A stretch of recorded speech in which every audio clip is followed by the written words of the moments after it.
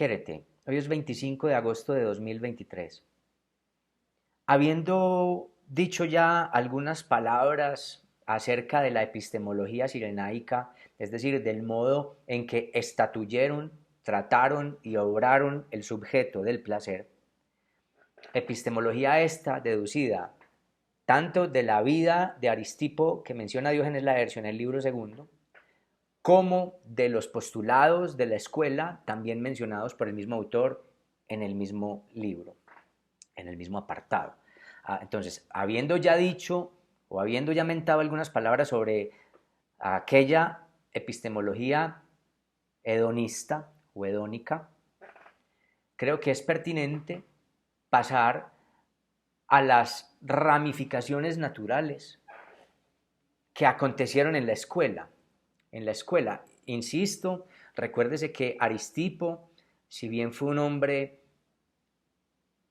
aventurero, viajero, fundó una escuela y la deja a cargo de su hija Areta, o en griego Areti, para que discutan los postulados que Aristipo estaba por ahí viviendo. Es decir, Aristipo no solamente se dedica a vivir su vida conforme con lo interpretado de la epistemología y de la filosofía socrática, sino que además hace escuela, lo cual habla mucho y muy bien también de Aristipo. Aristipo no desdeña la teoría, pero sí cree que dilata el placer. Más estima necesario que se discutan los postulados. Es decir, Aristipo, del que ya se ha hablado tanto, entonces no quisiera redundar. Aristipo estima que la palabra es útil por cuanto puede transmitir, replicar y enseñar aquello que él venía obrando. Recuerden el grandísimo concepto de utilidad que tiene Aristipo, concepto de utilidad que es debatido desde Sócrates. O sea, ¿para qué sirven las cosas? Y cosas no solamente como cosa material del mundo, sino como asuntos. La palabra cosa tenía una, y sigue teniendo, al menos en la lengua vulgar, una dignidad muy amplia, semántica, y que algunos quieren constreñirla a otro asunto, digamos, de fabricación en masa y de otros asuntos ideológicos que ahora no quiero mentar, pero cuando la gente dice no me cosifiques, han reducido la palabra cosa, digamos, a un asunto puntual, que ahora pues no viene al caso. Entonces Aristipo funda una escuela, escuela que deja a cargo de su hija. Otra escuela además que considera a la mujer igual de digna que el varón para hablar de lo que se ha asumido o entendido como virtuoso, en este caso el placer. La mujer no está exenta del placer, o más bien digamos, el placer no tiene distingos anatómicos, ni de clase social, ni de nada. El placer está dado por ser un ente que vive, que tiene cuerpo y que está incluido dentro de la especie humana, que en últimas pues todo ser vivo sentirá placer, pero a Aristipo y a los filósofos les interesa el dilema o el problema o el asunto de lo humano, cómo el humano puede resolver, ya que tiene logos, ya que tiene palabra, ya que tiene lenguaje, ya que tiene razón, ratio, ¿cierto? Cómo resuelve el asunto del placer, cómo lo multiplica, cómo lo hace más eficiente, ya lo hemos dicho. Entonces el concepto de utilidad de Aristipea queda, digamos, reflejado también en la confianza que le tiene al lenguaje y a la escuela. El lenguaje sirve para debatir unas enseñanzas. Y de estos debates que implican, se ha dicho ya mucho en varios videos, tanto en esta lista de reproducción como en otros lugares de mi canal, que las escuelas no pretenden, no se proyectan como un asunto dogmático de interpretación única o de interpretación cabal. Cada discípulo, cada partícipe de la escuela está llamado a examinar con su propia vida los argumentos aristipeos para ver qué tanto les sirven, qué tanto son falaces, qué tanto hay que afinarlos, qué tanto hay que agregarles o qué tanto hay que desecharlos. Entonces, desde luego, fundando escuela, y Aristipo mismo es una consecuencia de haber examinado las palabras de su maestro y de haber concluido asuntos disímiles. Entonces, sería contradictorio que el mismo Aristipo fundara una escuela donde no se permitiera la diferencia, la digresión o al menos pues la diferenciación o el examen, el escrutinio de las palabras.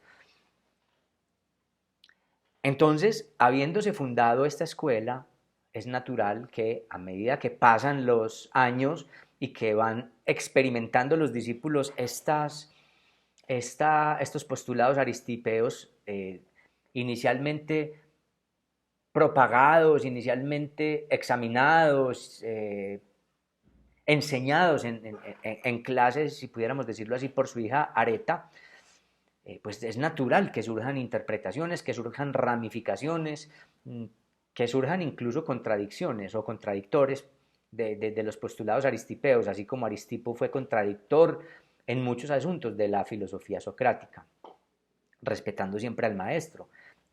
Recuérdense que a Aristipo le preguntan cómo murió Sócrates o qué opina de la muerte de Sócrates. Y el mismo Aristipo dice, yo también quisiera morir como él, yo quisiera morir como él, de algún modo quiero vivir como él. ¿En qué sentido quiero vivir como él? Siguiendo las consecuencias de aquello en lo que yo creo. Eso es muy lindo en la filosofía antigua. Y en la ética en general. La ética es una valentía por apostarle a lo que cada quien cree como verdadero para examinarlo, sin que esto sea una justificación para atropellar a nadie.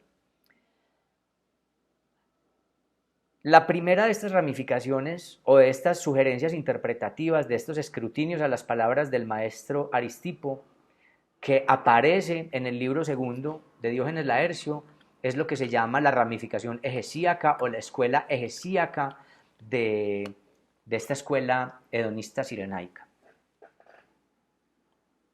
Se llama egesíaca porque las ramificaciones se llaman así debido o conforme con el filósofo que las planteó, con el discípulo que las planteó y que implicaron un punto axial, una ramificación. Yo creo que el símil es bastante entendible.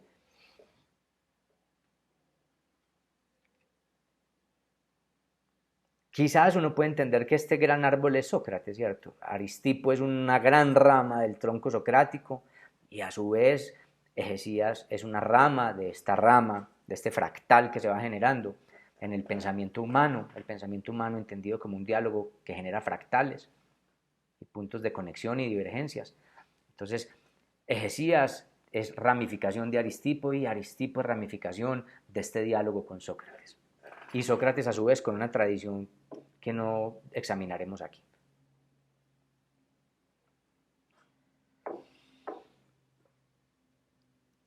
Tenemos dos testimonios fundamentales acerca de Egesías, que son pocos. Bueno, ¿qué es poco y qué es mucho? A uno le puede parecer que es poco toda la obra platónica o que es poca toda la obra platónica para saber de Sócrates. Aún seguimos debatiendo qué tanto se puede saber o no de Sócrates con todo lo que hay de la obra platónica y con todo lo que hay. Siempre sentiremos que todo es poco. Eso también es codicia humana, pero bueno, en comparación con los diálogos platónicos, lo que sabemos de Egesías es brevísimo, es pardísimo, y simplemente son la mención de la escuela egesíaca que hace Diógenes Laercio y una mención todavía más parva o más breve que hace Marco Tulio Cicerón en las disputaciones tusculanas.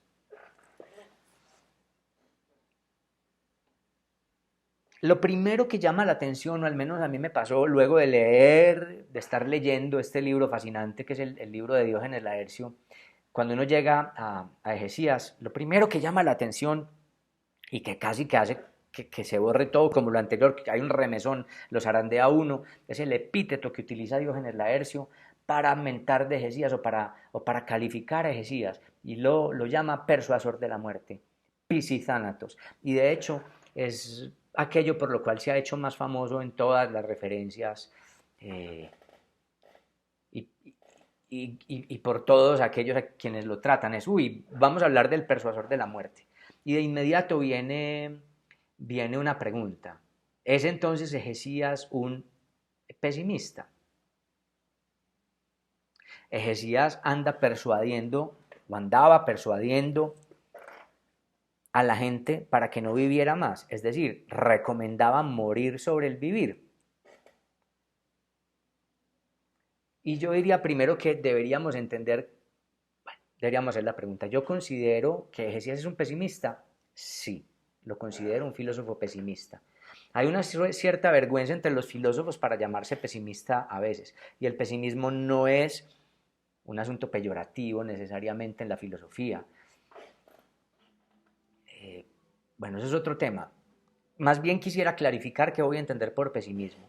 El pesimismo vulgar, y por vulgar no estoy entendiendo nada malo, sino digamos el pesimismo común, el de la calle, el de una persona que se llama a sí misma pesimista, es básicamente a ver, usualmente se manifiesta como con un rencor o habla con rencor hacia la vida. Ay, es que ya no se puede esperar nada de los políticos, o es que ya, ¿qué futuro hay? El ser humano es una plaga, etcétera, etcétera. El pesimista vulgar suele ser alguien que habla con vehemencia, que habla como con rabia acerca de los asuntos, como que ya no cree nada, pero también declara con ese rencor, con esa desazón, más que rencor es como un desengaño. Con ese desengaño declara que en algún momento estuvo ilusionado, engañado. O sea que en últimas el desengaño, la rabia, el rencor con el que habla el pesimista es una declaración de un amor o que no ha podido superar o que no se ha podido perdonar. El pesimista es alguien que creyó, es alguien que fue un iluso y que al percatarse de la imposibilidad, real o no, de cumplir esas expectativas, y habría que examinar cuáles fueron esas expectativas, pues entonces llega a una agudeza no sin dolor, no sin amargura.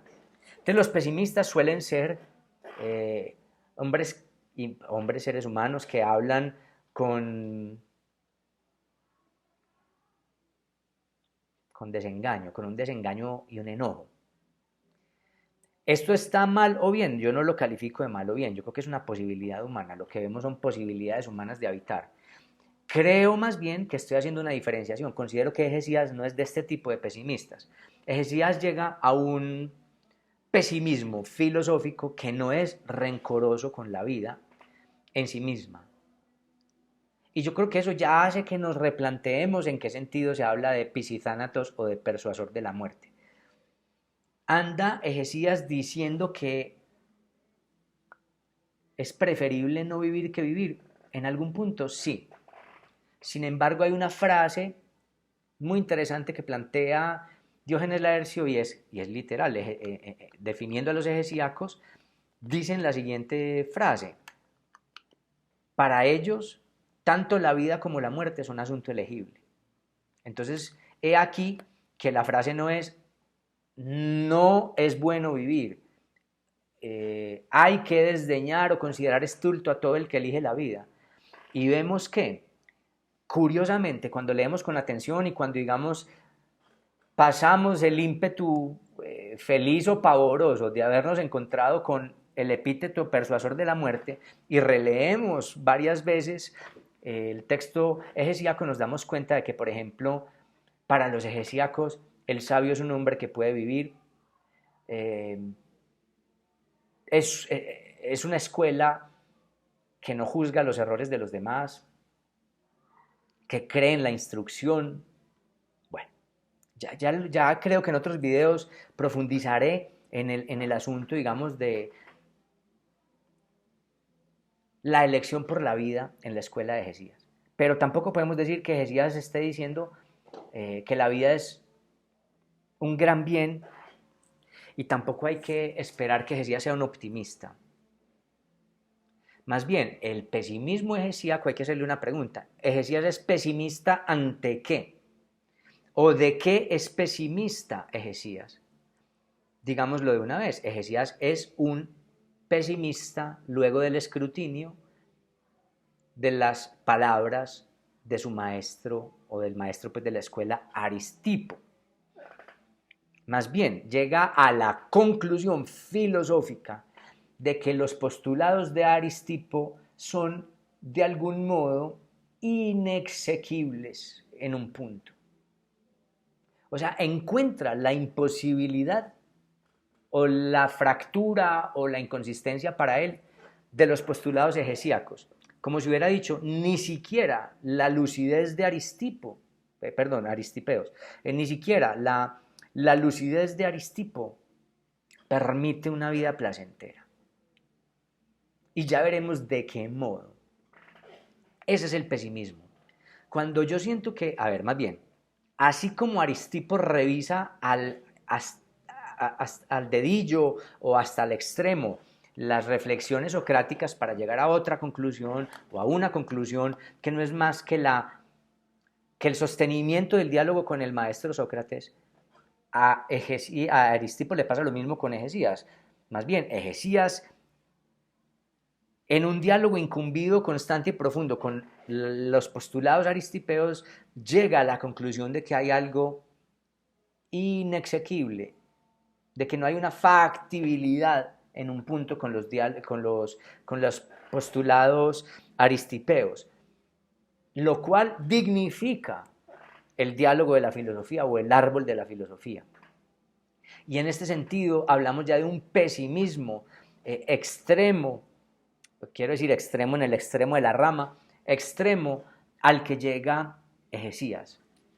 Sin embargo, Hegesias no llega a decir que debería erradicarse la estirpe humana, que todo el que elige la vida es un tonto.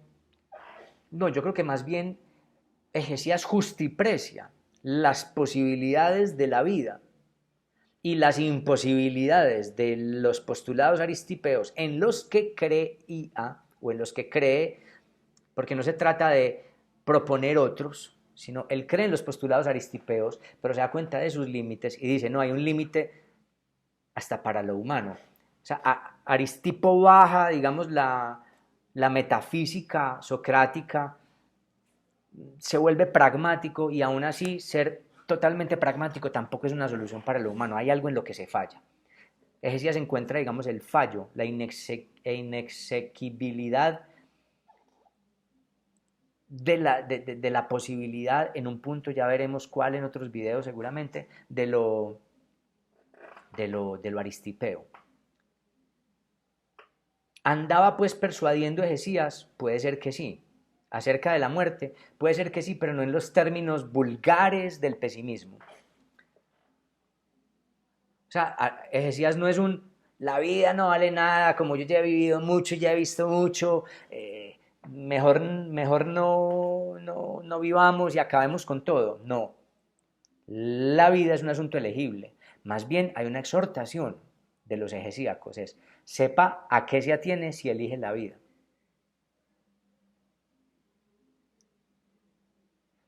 Y eligiendo la vida hay unas consecuencias que son, digámoslas de una vez, la felicidad es imposible, los placeres son difíciles de conseguir y cuando se consiguen no brindan plena satisfacción. O sea, hay un descubrimiento hegesiaco que a mí se me revela, no sé si casi profético, no, es que profético no, más bien hizo un descubrimiento a su manera que luego, digamos, Schopenhauer vería, que el psicoanálisis vería, y es que hay algo que no se satisface en el ser humano, pese a los placeres, hay algo insoluble en la condición humana.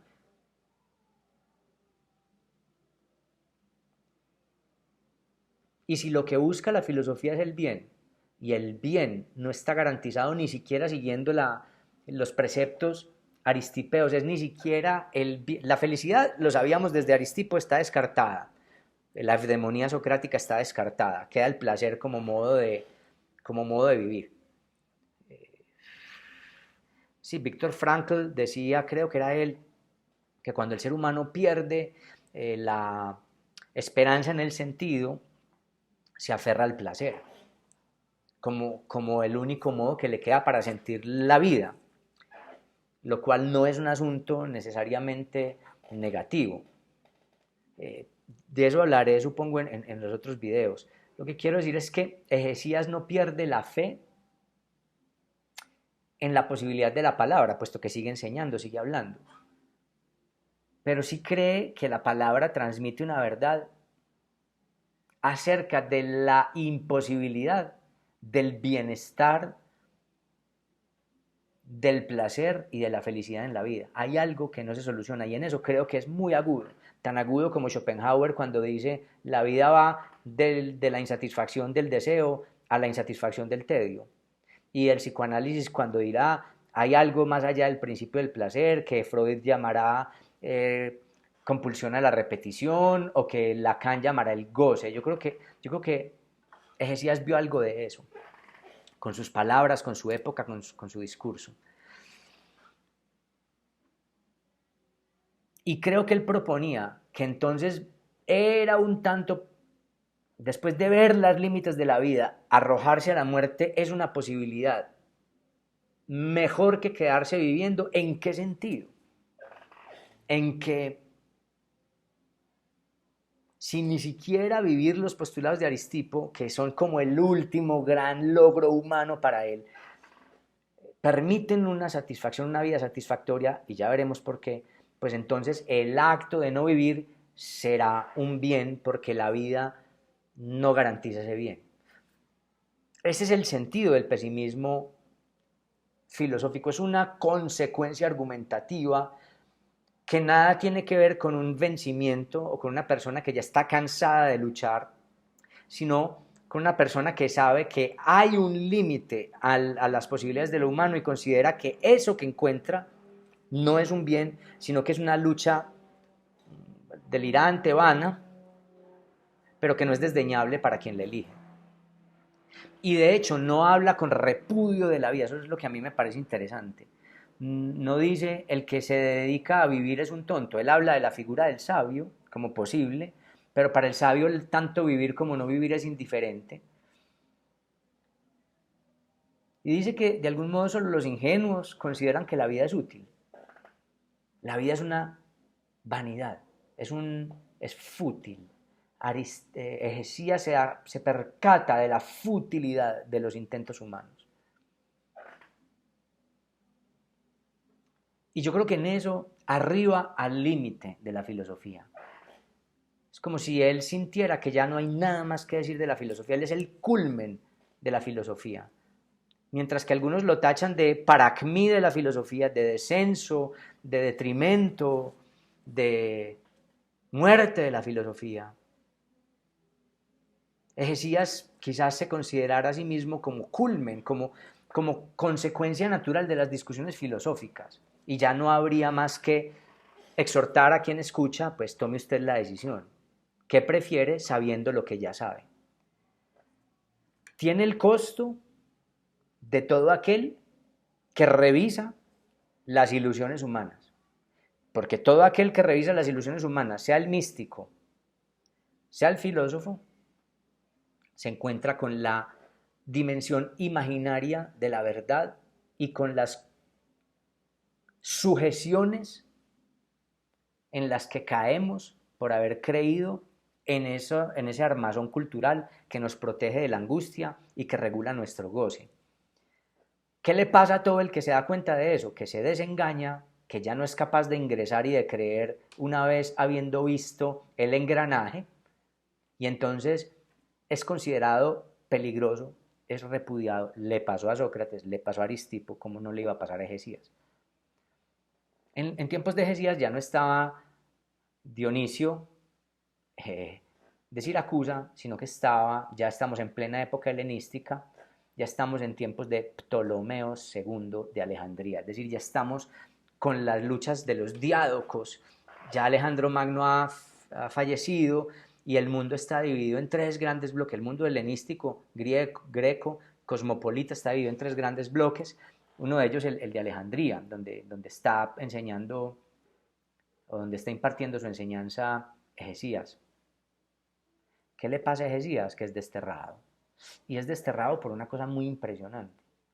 Quienes lo escuchaban, cuando Ejesías hace la exhortación y explica cuáles son los límites de la vida y cuál es la futilidad de los empeños humanos, la gente, si le creemos a Cicerón, se suicidaba masivamente cuando lo oían o cuando leían o meditaban sus enseñanzas. Entonces, insisto, él no andaba diciendo vaya mátese, sino que enseñaba los límites de la vida, enseñaba los límites del lenguaje, enseñaba los límites de lo que ser humano implica, y cuando es como la tragedia. Una vez usted sabe lo que sabe como Edipo, aunque se arranque los ojos, o sea, queda la opción, o te arrancas los ojos porque ya no ves, ya no puedes volver a ver el mundo de la misma manera, ya hay una cosa que ves que el resto de la sociedad no quiere ver, pues es considerado como peligroso. Es el destino de todo filósofo y de todo místico que observa las ilusiones humanas y la sociedad humana. Queda excluido, la sociedad lo llama loco, pero es el filósofo quien llama loca a la sociedad, lo hemos visto con todos, con los cínicos, con Sócrates, etc. ¿Qué pasa? Que a Hesías lo expulsa Ptolomeo II, manda a cerrar su escuela, prohíbe sus enseñanzas en todo el bloque alejandrino. No me queda claro hacia dónde huiría o qué pasaría realmente con Hesías, pero es claro que, siendo prohibido, sus libros debieron promulgarse aún más, digamos, en una élite subrepticia o en los bajos mundos. Y yo creo que es muy interesante porque Ptolomeo II no era un tirano, no era un tirano en términos de intolerante con la filosofía. De hecho, es el que manda, digamos, a erigir bien la biblioteca, cuida la biblioteca de Alejandría, manda instalar y mantener bien el faro, trae a la literatura judía a Alejandría para que los textos judíos se traduzcan en la biblioteca y también puedan estudiarse, lo que llamaríamos pues el Antiguo Testamento, y lo que terminaría siendo la Biblia Septuaginta o de los 70 y punta de traductores que tuvo.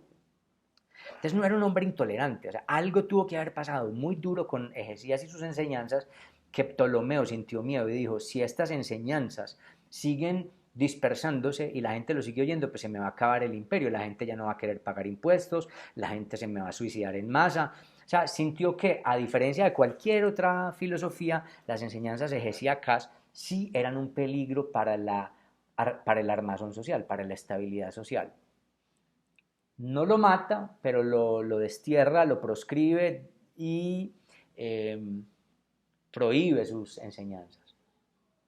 Quiero leer lo que dice Cicerón de, de, de Hesías.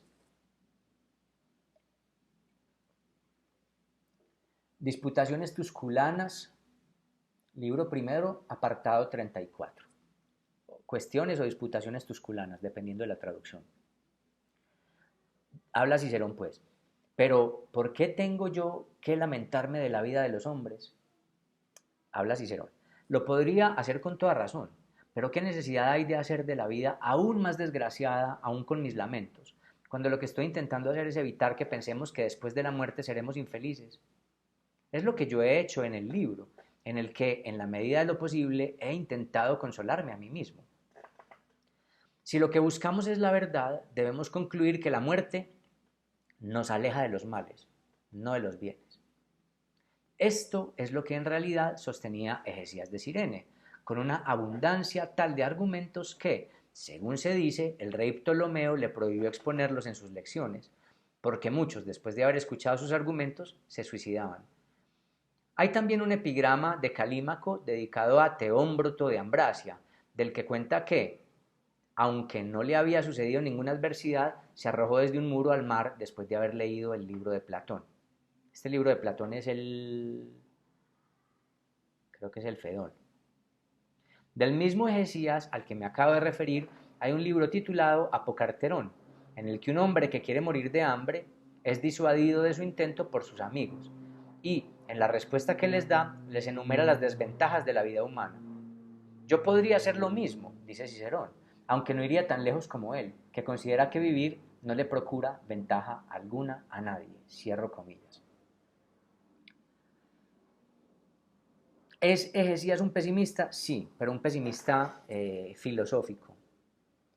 De hecho, sigue en su supuesto texto Apocarterón, sigue exponiendo filosóficamente los argumentos. Es decir, hay un hombre que decide no comer más porque dice, la vida no vale la pena, dejo de recibir alimentos, un poco casi que schopenhaueriano, frente a ir dejándose morir luego de conocer los límites de la voluntad y de las imposibilidades del ser humano de sobrepasar la voluntad. Estoy hablando en términos ya de Schopenhauer.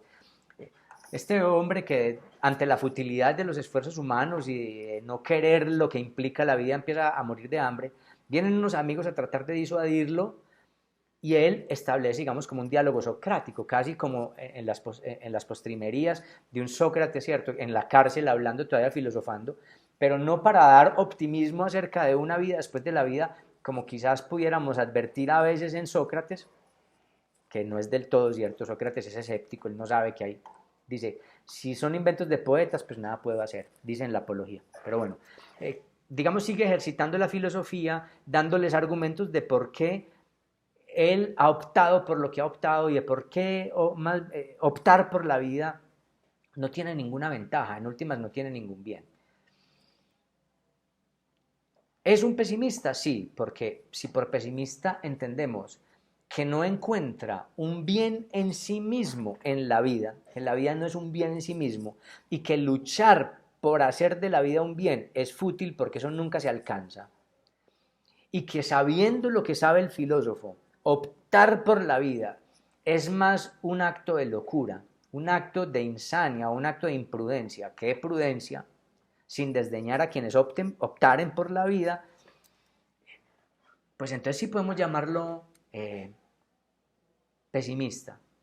Pesimista es, filosóficamente hablando, aquel que no logra estatuirle más o conferirle más el valor de bien a la vida, ni a los esfuerzos humanos. Es decir, que Cicerón, que parece discrepar de Hesías, dice, yo no veo cuál es la conveniencia en hacer con estas verdades la vida, de hacerle a los demás hombres la vida más insufrible. O sea, ¿qué ganamos con saber eso que Hesías vio y quiere hacernos conocer? Pues ya bien dura es la vida, ya sabemos que la vida es dura, para que nos abran los ojos de determinado modo y entendamos que aparte de todo, lo poquito que intentamos o podamos hacer para que la vida sea un tris más dulce, no lo sea, ¿qué conveniencia hay? Entonces él dice, yo no llego, dice Cicerón, yo no llego tan lejos en los argumentos como el Apocarterón o el libro del Apocarterón, sin embargo le reconoce una lucidez.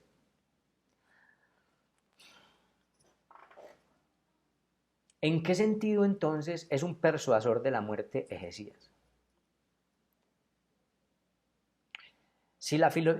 ¿Por qué sigue siendo un filósofo? Porque él sigue buscando el bien. Dice, si la vida no es un bien, ni siquiera con la lucidez aristipea, y, y la lucidez aristipea para él era la punta de la pirámide, es decir, no se trataba de generar otras ilusiones, otros modos de vida y más metafísica. Él dice, la metafísica, y estoy de acuerdo con Aristipo, la metafísica es un modo en el que endulzamos la vida, pero tiene consecuencias muy graves, y son la ceguera, y es el ser usados por la cultura. Es muy parecido a lo que Freud habla en El porvenir de una ilusión, y creo que en El malestar en la cultura frente al hombre religioso. El hombre religioso paga un costo muy caro por no querer angustiarse y por creer en los delirios obsesivos o en los delirios de la religión. Sin embargo, Freud entiende, como creo que entiende Cicerón y entiende Hesías, cuáles son las razones por las cuales la gente opta por la vida y por la religión. Como he visto en otras partes, a todo idealista y a todo el que busca la verdad, a todo el que abre los ojos, la sociedad lo repudia por una razón, y es muy simple. La sociedad no quiere saber de la verdad porque se angustia, y de hecho la sociedad está construida como un intento, siempre fallido, para evitar la angustia y regular los goces. Y aún teniendo buenas intenciones, la sociedad solo trae malestar. Y es un malestar insoluble, que ni la filosofía pudo ni podrá solucionar. Y eso es lo que entendió Hesías, a su modo y en su época, y con sus palabras y sus discursos. Hesías persuade, no... A ver, ¿o en qué sentido podemos hablar de la persuasión de la muerte o del Pisitánatos en Hesías? Sabiendo lo que se sabe de la vida, después de escucharlo, y ya veremos los argumentos que plantea en otros videos, opte usted. Es como un poco la metáfora de la película, para hacerlo un poco más contemporáneo, porque no sé qué tanto los ejemplos que yo doy con el mundo antiguo sean potentes o significativos para la gente, pero sabiendo lo que sabe, que hay detrás toda esta maquinaria, todas estas arduidades de la matriz, ¿usted qué pastilla elige? ¿Quiere la pastilla azul, que lo devuelve a la ilusión de la matriz? Pues, o la que fuere, yo no recuerdo cuál color era cuál, pero eso es tomado de Alicia en el País de las Maravillas, creo. O se toma la otra pastilla que lo aleja, porque usted ya sabe lo que sabe, y queda en posición de repudiado, de perseguido y ¿cierto?, de proscripto. Cuando uno sabe lo que sabe, o cuando el filósofo sabe lo que sabe, cuando el Edipo de la filosofía ve lo que ve, por mucho que se saque los ojos, ya hay una cosa que es imposible de ver del mismo modo. Aristipo había visto lo que había visto y se acomodaba muy bien. Él era el hipócrita de la filosofía. Hesías ya no quiere hacer hipocrítica. Hesías ya no quiere acomodarse a las situaciones teatrales de la cultura y casi que vuelve a la posición del cínico inicial, del cinismo de Diógenes. O sea, entiende por qué Aristipo utiliza la hipocrítica como método filosófico, pero se da cuenta también de que la gente no quiere oír lo pavoroso de la vida. No se quiere angustiar y es lícito. Pero cuando él habla, aún así, y la gente se despierta ante esa angustia, la gente se le suicidaba. Sus prédicas no eran, creo yo, porque no hay nada de eso, prédicas de vaya suicídese, sino mire cuáles son los límites de la vida. Ya después usted mira si se quiere tomar la pastilla que lo devuelve a la vida. Lo interesante es que Hesías no es incauto. Hesías ama la filosofía y ama la verdad, entonces sabe las consecuencias de abrirles los ojos a la gente. La gente no quiere escuchar la verdad y cuando la escucha siente pánico y se va de la vida. O es que es muy difícil, como realmente no tenemos el libro del Apocarterón, pero es que todo depende de cómo lo interpretemos. Yo creo que hay una posibilidad de interpretar a Hesías como un gran tratadista de qué es la vida, cuáles son las posibilidades de la vida, y hace que la gente entienda que la vida en sí misma ya no es un bien, y exhorta a la gente para que tome decisión. Tanto la vida como la muerte es un asunto elegible. Y veremos en otros videos en qué sentido Aristipo, Hesías, es dulce con la vida. Habla del perdón, habla de la instrucción. A mí me parece de una lucidez hermosa Hesías, porque no es el que odia al que opta por la vida y odia todo lo vivo, como quizás sí es el Hesías de Cirene de mi obra Scripto con bilis negra, que en eso se diferenciará del Hesías histórico. Pero yo creo que es que Hesías sigue siendo un filósofo por cuanto no renuncia a hablar de lo que considera verdadero, no renuncia a asumir las consecuencias de su enseñanza y no renuncia a la idea de bien. Lo que pasa es que ya no pone el bien en la vida. Si la vida ya no es un bien, ¿qué será un bien? como por argumento o por consecuencias y logística, pues al menos no vivir. No está planteando, como hacen las religiones, una vida ulterior a la vida, que es el modo retórico en el que la religión lidia con el pesimismo ante la vida y el dolor del existir. No, no te preocupes que la muerte es un bien, al menos dirá el cristianismo, puesto que hay resurrección y vida eterna con el Padre. Hesías me parece todavía más lúcido, es, la vida no es un bien en sí misma, queda por conclusión que entonces no vivir será mejor que vivir. Hace del, y aquí se distancia del maestro Aristipo, porque Aristipo dice, del mismo modo en que no podemos considerar a los epicúreos como lúcidos ante el placer porque consideran con recursos retóricos, por ejemplo, dicen, ay, hoy no me ha atropellado un carro, por lo tanto eso es un bien que me causa placer. Él dice, no, están poniendo cosas que no hay. Aristipo se distanciaría, o más bien Hesías se distanciaría de Aristipo porque pone al no ser la vida como un bien, aunque ya no haya nadie para gozarlo. Y esa es la diferencia con la religión. Aristipo pone a la muerte como un alivio, pero un alivio que nadie puede gozar porque él no está planteando un yo o un alma después de la vida, cosa que se hace en la religión para evitar la angustia. Mire, usted si sigue tranquilo, usted es eterno y hay un Dios, si sigue esto, usted va a ser feliz de por vida. Cambio, Hesías no da ese paso retórico delirante que da la religión. Y es, recuerden que la escuela sirenaica es materialista y piensa, como yo creo que pensaba Aristipo en la interpretación de que el alma se va disolviendo con la materia. El alma es una propiedad de la materia, que cuando se acaba el cuerpo se disuelve el alma. Creo yo pues, creo yo como, tal como interpreto pues el materialismo hedonista. Entonces, Hesías, que hace parte de esta escuela materialista, no plantea un alma que pervive, como los pitagóricos con esa metempsicosis, ni como plantearán las religiones abrahámicas, ¿cierto? Judeocristianas, ¿cierto? Incluso pues como planteará Platón.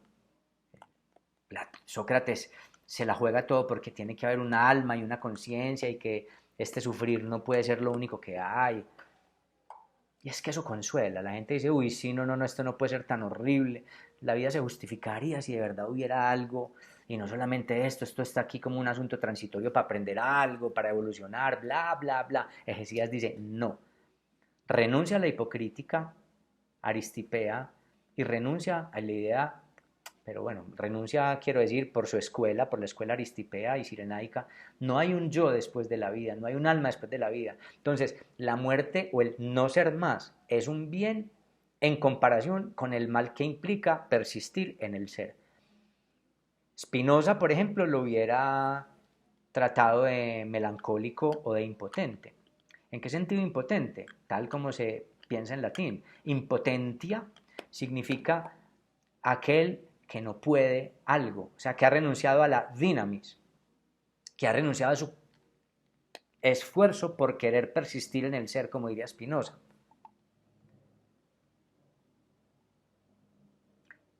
Para Spinoza, Hesías estaría del lado de las pasiones tristes. En cambio, Hesías diría, digamos, si hubiera como una especie de diálogo imaginario entre Hesías y Spinoza, lo que pasa es que persistir en el ser, primero usted cree en el ser, Parmenideo, usted cree que las cosas son algo y deben persistir en algo, yo no creo, yo creo que podemos elegir no ser y que no somos una cosa intrínsecamente, sino como nos enseñó Aristipo, podemos ser la máscara que queramos conforme con lo que necesitamos, que eso es muy del existencialismo. Pero es que Hesías dice, ni siquiera el existencialismo o el vitalismo, el hedonismo sirenaico me consuela o me sirve, ni siquiera el placer alcanza algo y ya veremos en otros videos qué es lo que pasa o qué reflexión hace Hesías. ¿Qué le diría pues este Hesías a Spinoza? ¿Usted me llama impotente? Sí. Quizás yo estoy del lado de la impotencia, como usted la plantea, pero es que la impotencia para mí sí es un bien. El no ser más es un bien. La melancolía, en términos médicos que reprochan o que juzgan o que intentan controlar al triste, eh,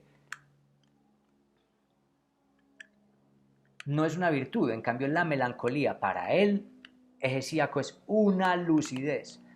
El melancólico sabe algo, pero no el melancólico depresivo de los tiempos modernos que se considera víctima de todo.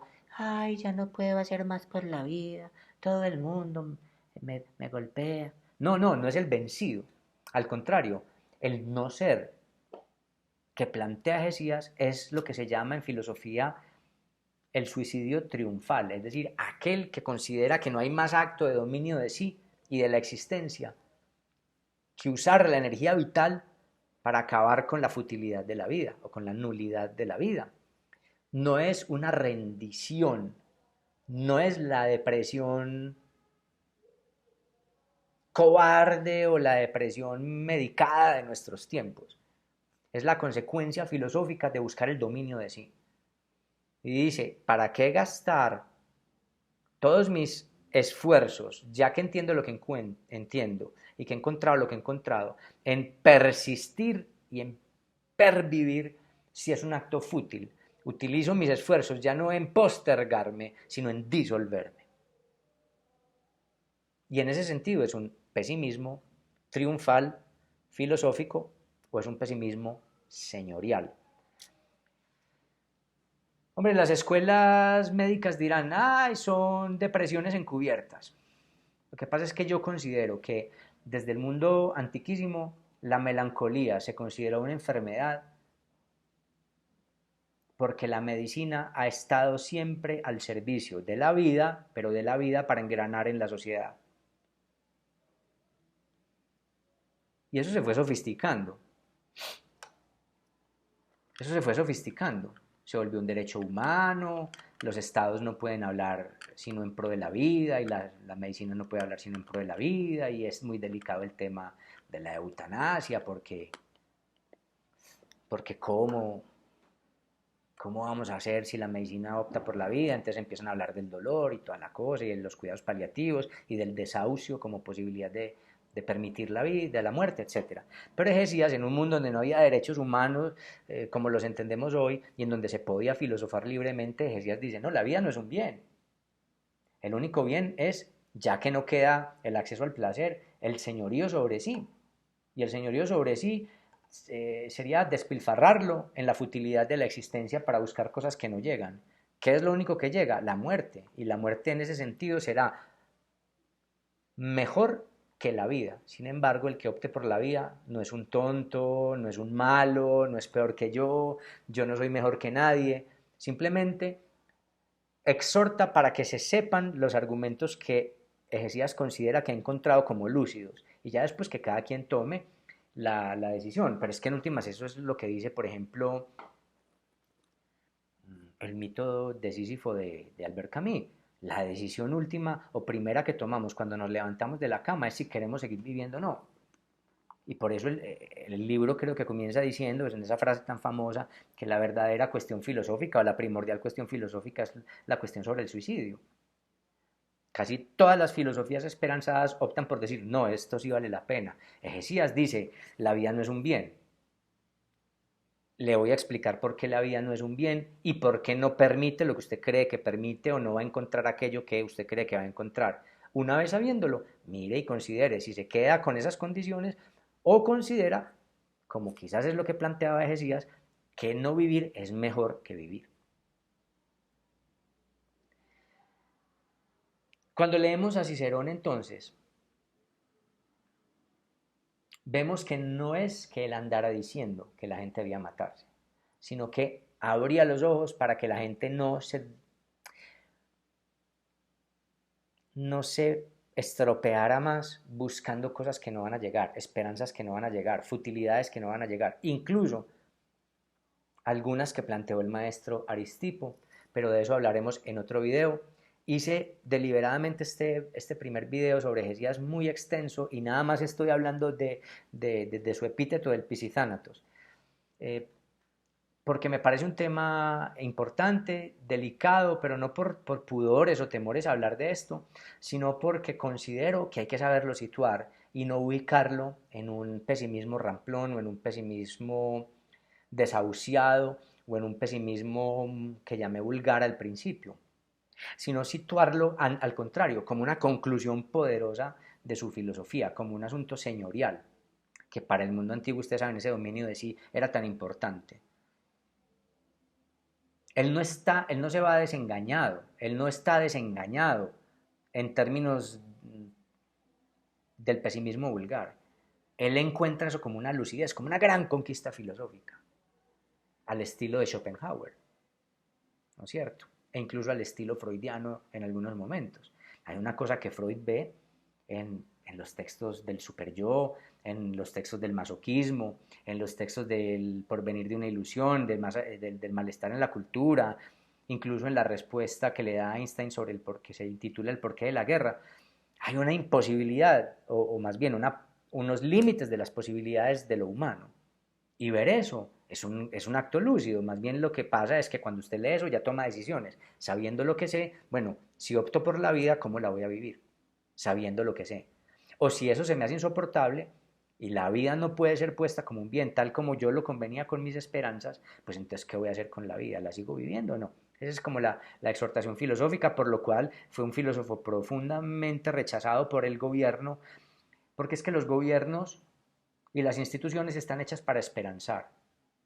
Y toda esperanza es un intento por solapar la angustia. Todos los premios de la cultura, las virtudes de la cultura y las bellezas que crea la cultura, los estándares de belleza, los premios, etcétera, etcétera, son modos de ocultar la angustia. Insisto, siempre fallan en algún punto. En algún punto ante el que quien padece el fallo o cierra los ojos o lo niega obsesivamente o busca esperanzado otro modo de ocultar lo que vio. Ese simplemente dice, yo no voy a generar otro sistema, no voy a generar más metafísicas, no voy a proponer nada más porque no hay nada más que proponer. Lo único que hay que hacer es justipreciar los límites de lo humano y usted decida. La vida es elegible y la muerte es asunto elegible. Es una exhortación a que cada quien filosofe una vez que sabe lo que sabe y ofrece la posibilidad de que no se las ofrecen las pastillas de la Matrix o de la matriz, sino que hace que cada quien se meta las manos en los bolsillos y se dé cuenta de que siempre tuvo dos pastillas en sus propios bolsillos. Es decir, en últimas, que se haga cargo de su propia vida, ya habiéndose desengañado de la alienación cultural. Lo que pasa es que no plantea pañitos de agua tibia, no plantea vidas ulteriores, no plantea esperanzas religiosas, e incluso plantea un poco el fracaso del planteamiento de Aristipo. Y de esto hablaremos en otros videos ya con más detalle. Muchas gracias por haber atendido este video, que es extensísimo, seguramente durísimo de seguir. Pero bueno, quien haya llegado hasta aquí, hasta el final, muchas gracias por atender este video.